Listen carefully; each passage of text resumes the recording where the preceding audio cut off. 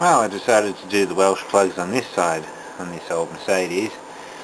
They had been replaced at one point, punched a hole through it. They were brass and not bad, but since there's so much shit in this engine I thought I'd cross flush it.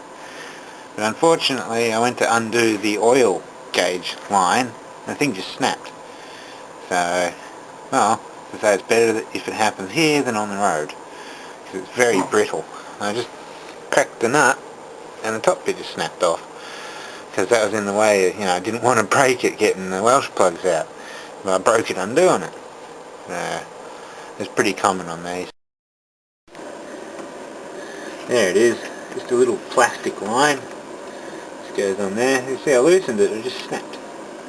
So, oh well, better than it happening while you're driving along and pumping all the oil everywhere. So I'll have to either get a new hose or blank that off for now. Yeah, it looks yummy in there. I'll try and do a video of flashing it a bit, see what comes out.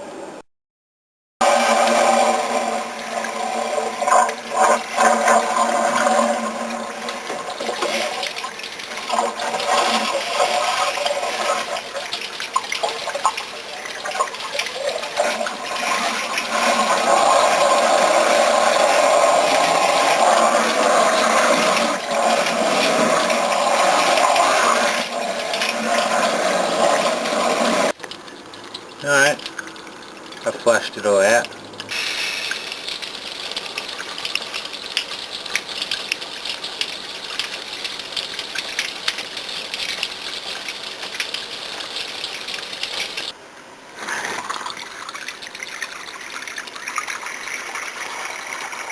Nice.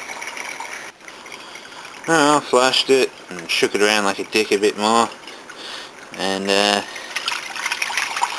seems a bit better now, doesn't it? Excellent. Cool. Nice new Welsh plugs, new manifold gasket. I'm going to start putting them back together now.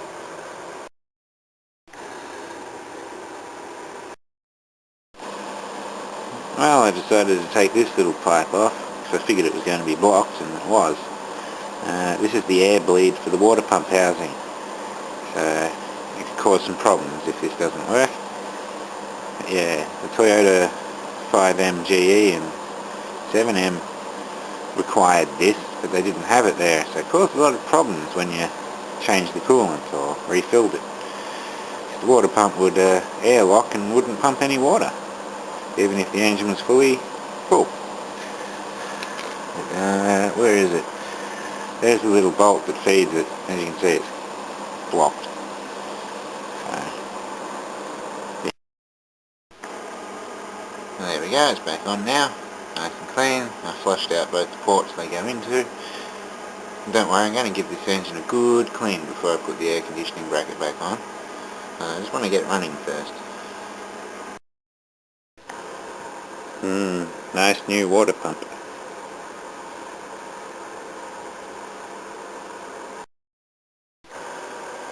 Well, there we go.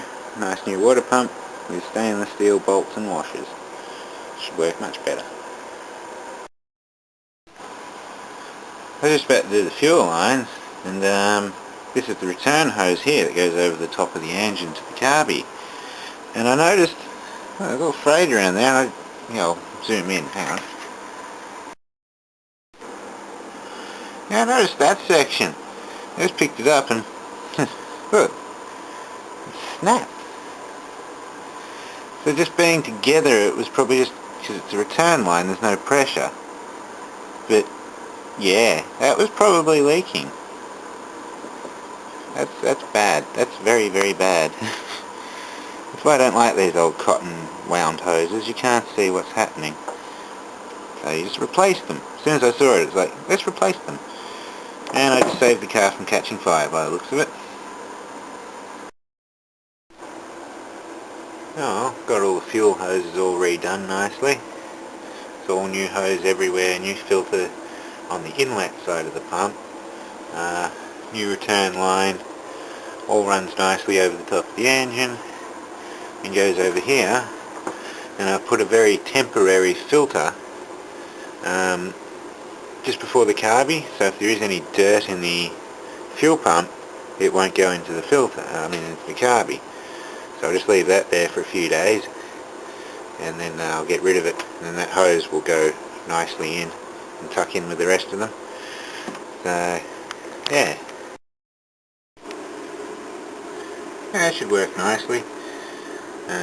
This line actually stops out here, so it's alright to have a bit of space, so you can have a clamp there. But it all doesn't quite fit like proper fuel hose. It's all a little bit tight on this carby.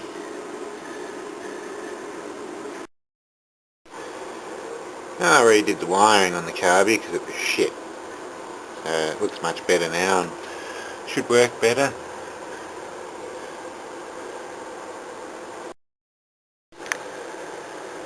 Well, I got rid of that air rail. I just cut all the little things off, put them all back with the ball bearings in there. So it looks much better now. And yeah, I made all the hoses myself, which is too expensive and too long to get the others. Unfortunately I had to use a plastic reducer from 3/4 to 5/8, but if I come across a brass one I'll fit that in. And for now I've used auto cooler hose to blank off that broken oil gauge line, and I'll get a new gauge line made or find one as soon as possible. So yeah. Well, here we go. I've got it together enough to get it to run. I'm not going to put the air conditioning compressor back on until it's warmed up and proven itself. I've checked for leaks and everything. Just put one of the old belts loosely on for now. Yeah, it's all full of coolant, well, light coolant. So I'm going to flush it again.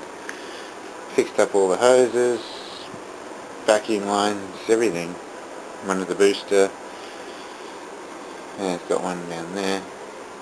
I haven't replaced the two hoses from the heated tap to the heated core, but those have been replaced not that long ago, but I will put some on order, so I believe they have to come from Germany. So I'll replace them in 10 days or so whenever they show up. But at least they're easy to get to and you can keep an eye on them. But the rest, every other hose has been done. Nice. I'll give the engine a whole lot of good wash down once it's running and I can warm it up and do all that after I wash it. And I got a set of points and condenser for it, but they gave me the ones for the early 6-cylinder, which they're just slightly different. So I adjusted the old points for now, and next week I'll get another set of points and put them in. I haven't put the shroud on or anything. No power steering belt. Just going to get it running and see what happens. I got the radiator to come up good with the shake it around like an idiot trick, because it was fairly bad. But yeah, it's pretty good now. Yeah, light coolant mix. It's all sunk to the bottom because it's heavier than the water, but just enough to lubricate the water pump and help clean out the rust and shit, because coolant does help wash it out. Now, let's see what happens. This thing has not been started since the last video I did of how horrible it sounded. And yeah, hopefully the exhaust leak's fixed, but we'll see, because the flange ring seems to be a bit small, or someone's put the wrong pipe on the car. So, and hopefully it doesn't spit the old belt off. It might.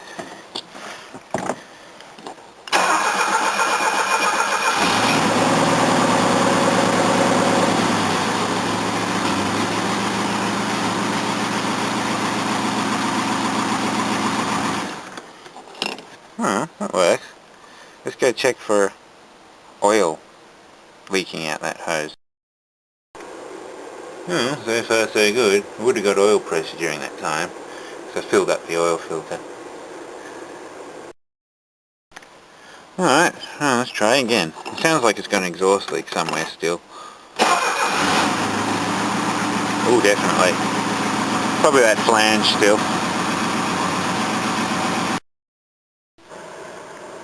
Well, I had a good look at the flange, and the fucking morons who made the engine pipe put the wrong flare on it. So it's not actually tightening at all. It just sort of sits there. So I'll have to go get a new engine pipe made. We'll have to deal with the noise until then, which is a bit annoying. Well, apart from it still having a horrific exhaust leak, that sounds much better.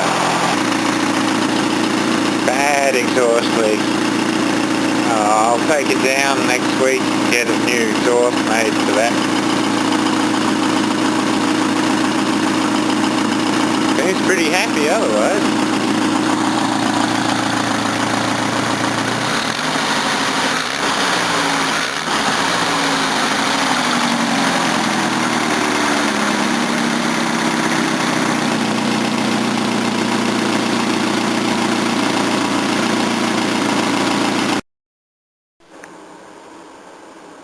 Well, the engine bay is nice and clean now. Everything's nice and shiny. Even under there. So let's see if it'll start again. Now let's see if we got anything wet that I shouldn't have. Oh look, my hand can reflect in the dashboard. Yeah, and it is 3 degrees Celsius out there.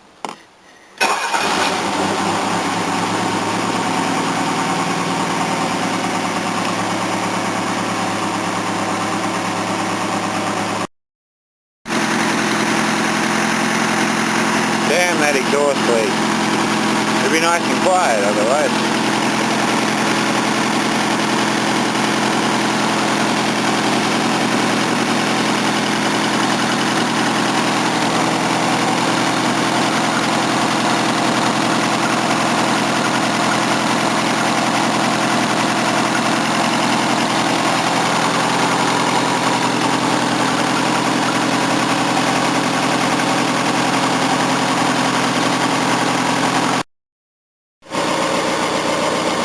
Seems to run smoothly. Blowing some shit out of the exhaust. I would have got water down there when I was flushing everything. It's a bloody cold time.